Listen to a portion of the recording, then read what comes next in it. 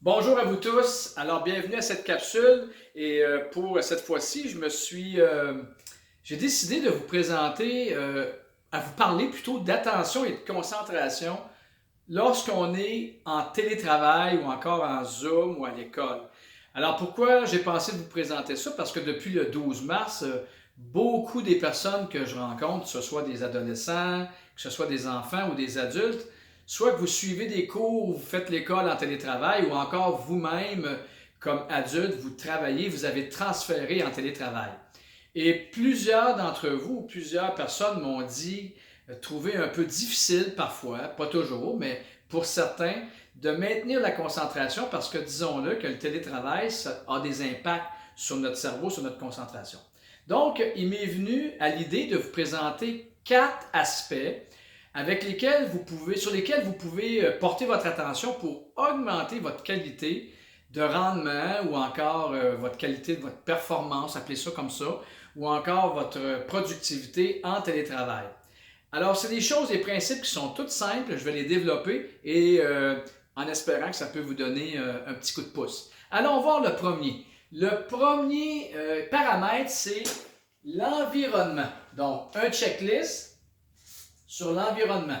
Lorsqu'on parle de l'environnement, en fait, je parle de l'environnement de votre bureau ou encore votre chambre à coucher si vous êtes là, ou peu importe l'endroit où vous allez être en télétravail. Est-ce qu'il est propre? Est-ce qu'il est à votre goût? Est-ce qu'il est embarrassé? Est-ce qu'il est rangé? Bon, écoutez, c'est pas à moi de vous dire si ça doit être très propre, très rangé. En fait, c'est à vous de vous poser une question. Est-ce que cet environnement de travail-là, est-ce que j'aime être de cet environnement-là? Est-ce que pour moi, ça favorise le rendement, la concentration? Et c'est vous qui vous connaissez. Donc, rangez votre environnement, organisez votre environnement pour favoriser plus d'attention et de concentration. Alors, placez-le à votre goût. Deuxième paramètre, il s'agit, et oui, de votre habillement. Bon, encore une fois, ça peut paraître superficiel, mais l'habillement, il y a des gens ou encore des adolescents ou des jeunes ou des adultes que je rencontre qui sont soit qui ne sont pas habillés comme à l'habitude. Tiens, disons ça comme ça. On va dire par exemple qu'ils sont en mou ou même d'autres vont être en bas de pyjama ou encore vont garder un haut différent pour faire apparaître qu'ils sont habillés convenablement. Mais on sait que si vous êtes habillé différemment, prenons un exemple. Si vous êtes au bureau, vous allez en chemise propre et en pantalon propre, ben moi je vous invite à vous habiller de la même façon quand vous travaillez sur télétravail. Si vous êtes un étudiant et vous avez un uniforme, mettez le même uniforme parce que psychologiquement, vous allez vous placer dans des dispositions mentales qui sont les mêmes. Donc, attention à l'habillement. On dit que l'habit fait le moine.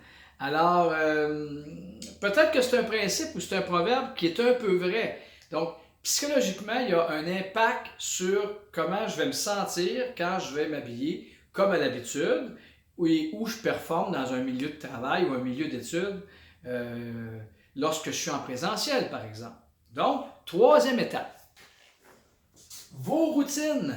Il y a des gens qui me parlent qui vont me dire, ben moi je me lève beaucoup plus tard ou encore je déjeune beaucoup plus tard et qui vont me dire par la suite qu'ils ont de la difficulté à se concentrer. Attention, si vous vous levez à une certaine heure à l'habitude lorsque vous êtes en présentiel et que vous prenez tel type de déjeuner, gardez les mêmes habitudes. Tentez de vous coucher aux mêmes heures, tentez de vous lever le matin à la même heure et faire peut-être la même petite routine, mais au moins prendre le temps de déjeuner si habituellement vous déjeunez. Très important. Maintenant, quatrième principe, votre posture. La posture, lorsqu'on parle de posture, il y a des gens que je rencontre encore une fois en télétravail, lorsque je fais des entrevues, il y a des gens qui sont dans leur lit, qui sont un peu plus affaissés. C'est sûrement pas comme ça que vous êtes quand vous êtes à l'école, vous n'êtes pas affaissé ou dans votre lit, ou quand vous êtes en présentiel à votre bureau, vous n'êtes pas affaissé, vous êtes plus tonique. Donc, assurez-vous d'avoir une posture tonique et d'avoir une posture qui dynamise votre attention. Maintenant, ça m'amène à parler du dernier principe parce que, évidemment, se tenir posturé ou encore tonique dans une posture qui porte à l'attention pendant 3, 4, 5, 6 heures sur Zoom ou encore sur télétravail, peu importe la plateforme, ça peut nous amener dans de la fatigue un peu plus accrue. C'est pour ça que le troisième principe, ou le cinquième principe plutôt, il est important. Le concept de pause et de micro-pause.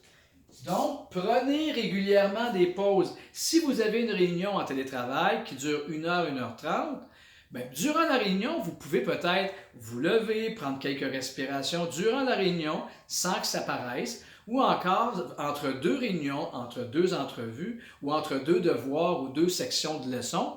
Levez-vous, allez prendre peut-être un café, allez prendre une tisane, un verre d'eau, sortez de votre environnement.